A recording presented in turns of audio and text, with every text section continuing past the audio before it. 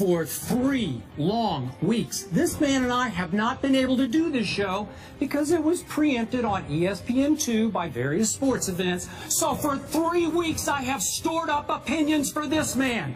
I am about to unleash. He had better be ready. You're not supposed to make me laugh. Am I really supposed to be worried about you? Yes, you are. Here we go. It's now FOP, that's friend of the program, Jerry Ferrara. Die-hard All Things Knicks, starring in the All Things New York, excuse me, starring in the Entourage movie. Thanks so much for joining us. I'm sorry, I haven't recovered from the back yet. Just watching some of those highlights, it just hurt my soul. Either has this guy. That's why he's just quiet over there. Let's talk about your Knicks, because we talked about... You know what? I can just leave now, because I don't think I'm going to get a word in edgewise between No, Go ahead and talk, Skip. Yeah. Just don't irritate me. Yeah, I'm about to. Listen, Skip already won. We talked about his Spurs. Your Knicks. Let's talk about what they did or didn't do, for that matter. And I really want to hear what you have to say, because I missed you guys being away so long. So much has happened, and now you're back. But look, I'm being a little foolish because I'm very, very excited, because I think we could win more than 17 games with this team. I'm actually contemplating. Stephen A., you should come. I want to go to the Knicks-Lakers Summer League game after this, because I think that's the biggest, best matchup we're going to get. When is it? 2 p.m. today. 2 p.m. today? We go right from here. Got a private jet to go to Vegas? Well, maybe one of our friends who's watching, somebody reach out, give us a lift. Maybe. In and out, see D'Angelo versus Kristaps. I would do that. I'd do that if you had a private jet. He's won me over. He's won me over. He has? He has. At 7 feet 3 inches tall? Here's my issue with the pick, okay? If he turns out to be an 11-5 guy, which would be a very nice NBA career, I still think it's going to be a disappointment. There's so much hype now around him being Dirk, which is almost impossible to live up to that. I think if he has a solid career, it's still never going to be enough. And that's what concerns me the most. I love the Jerry and Grant move. We actually, and again, I'm getting caught up in the Summer League stuff. It looks like my pickup game at times, but he looks good in the Summer League. Go ahead, Skip. Well, Porzingis looks good in Summer League.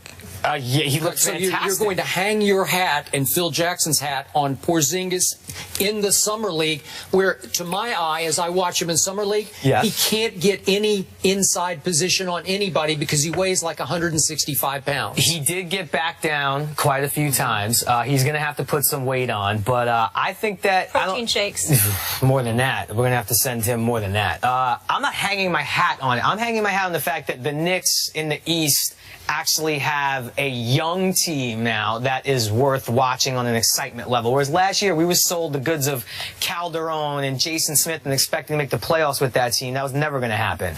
We at least have a young team and are hopeful, and we don't have a draft pick next year, so this has to work. It has to. Do you see a highly skilled big man, Mr. Smith, and Porzingis, Kristaps? He's great on Instagram. Is he? He's pretty good. I got to check that out. See, Skip's messing with me, man. Let me be fair. Let me be very clear, because when I went on SportsCenter, that was immediately after the draft. I remember. Came out of vacation. Usually, because ESPN, they paid me, and if they call me, I'm going to come, whether I'm on vacation or not. This was different, because I called ESPN and told them, make room for me on tonight's SportsCenter, I'm coming on. It was immediately after the pick. And here's what really rakes my nerves. And it rakes my nerves to a point where it's hard for me to contain myself, but I'm going to try because I've exploded enough. It's not about Porzingis and his talent. He's 7'1". They say he was 7'1", maybe 7'1", 7'3", whatever the case would be. Only 220. That's enlisted at 220 or whatever. He's got some skills. He's in Europe. He looks athletic and mobile. Didn't look bad in Summer League. Didn't look that great to me. But here's the point. It totally deviates from what Phil Jackson sold us on. Phil Jackson said, it's not a project. It's not about building for the long term. I'm sorry, and I'm not joking. I'm dead serious. I could do the job that Phil Jackson did last year. You tanked the season. You're so god-awful that you end up with a top 4 pick, and you pick presumably the best talent available at the number 4 slot. But you traded Tyson Chandler, who was approaching the last year of his contract, okay? You didn't have to let him go, all right? Ultimately, you traded J.R. Smith and Amon Shumpert before the trading deadline. And you kept them within the daggone conference, by the way, for 2 draft picks and 2 trade exceptions, all right? Not only did you do that, you tried to sell us on Jose Calderon, okay? We still haven't bought it. There's still an APB out for his game. All we say about, this is what we say about Jose Calderon. He's such a nice guy. I mean, what? That's the best you've got? And then on top of it all, you turn around and you sign Carmelo to $124 million. It's a rebuilding process. Now, had you told us that, do you know what we would have said to Phil?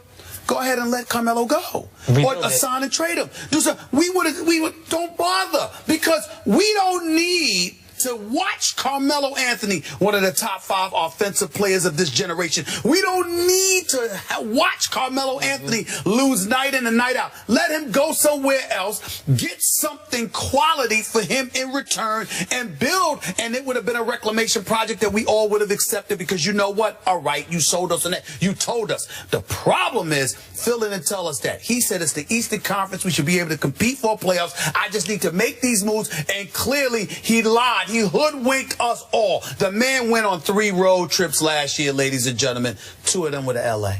Clippers, Lakers. I'm sorry, doesn't he live out here? I do believe he lives out here. That doesn't count as a road trip. That counts as you going home. Other than that, you went to London. The man listen, when you got executives, watch these executives in this league. They're all over the place. They're at Summer League, they're at the games, they travel on the road. Not Phil Jackson. And if you're going to develop, I like Derek Fisher. You know how I feel about Derek Fisher. But if you're going to develop talent, don't you need to have somebody who's experienced as a coach in developing talent, as opposed to somebody who's never coached on any level in his life? Everything Phil Jackson has done, he has lied to us, and that's the issue. He didn't intentionally hoodwink you. He thought, I am Phil Jackson. I will set up shop in New York City. I will open my arms, and they will come. All the big free agents will come to New York because they'll want to serve me. So he didn't lie to us. No. He lied to himself. He deluded because he's so himself. arrogant, so he deluded himself. Yeah. Either way, you lied, damn it. Let's get technical, Miss Samantha. Right. You lied to yourself, you lied to us. It's all the same to me, because you didn't tell the truth. And in the end, here's what it comes down to. And I'm getting sick and tired of people who cover sports not picking up on this, especially when it comes to the NBA. When you are an executive and you don't recruit in free agency, you are not doing your job. True. Yeah, you can go and draft. We got scouts and player personnel directors for that. The executive is supposed to be the dude that sits there and says, this is what I'm building. Come here. And Phil Jackson clearly is. Robin Lopez. He's not bad. I like Aaron Aflalo. Listen, Robin Lopez is a role player. Aaron Aflalo can play. But listen, Aaron Aflalo, Robin Lopez, and Jerry and Grant. Williams. Listen, Jerry and Grant. Stop it. Jerry and Grant. Listen, Jerry and Grant. Jerry and Grant out of Notre Dame, is a really quality point guard. You don't need a point guard in the triangle. No. Just everywhere you turn, it's just awful. Just awful. There's a bigger problem now that's happening, too, is because clearly free agents want to go to winning teams, as Monroe proved. So if it's another 18-win season... Thank you, Molly, because we lost out on Greg Monroe to Milwaukee, who, by the way, Jason Kidd is doing a hell of a job. Oh, he really is. He is doing a special job. He really, really is. And they had him. Remember, he left the Knicks to go and be the coach of Brooklyn. He was right in your backyard. Everything that's associated with the Knicks, they lose. Okay, Everything. I am sick of talking about the New York Knicks because they bore me now. So let's talk about a team that does not bore me. Your Giants. Because I think they will be a threat to my Dallas Cowboys in the NFC East this year, though they might be missing their best pass rusher because of fireworks. Your thoughts? Well, when I first heard that, I was hoping that it was just something that was maybe going to be over-reported and was a minor thing and there wasn't much going on in the news cycle. And then you start hearing, like, we don't think it's career-threatening, so my radar went up immediately. And then there literally comes into play, like, his career. It's not even so much like as a Giant fan, yes, I want him on the field, but then also on the human level, like, you don't want to see, and I say kid with all due respect because he's younger than me, lose a career because of an accident like that. I do wish that, you know, some of these guys would just realize you just can't do the things that you used to enjoy doing as a kid. It's just a level of you got to put it down and let someone else do it. All right, can we stop with the niceties? He was stupid. I mean, that's just what it comes down to.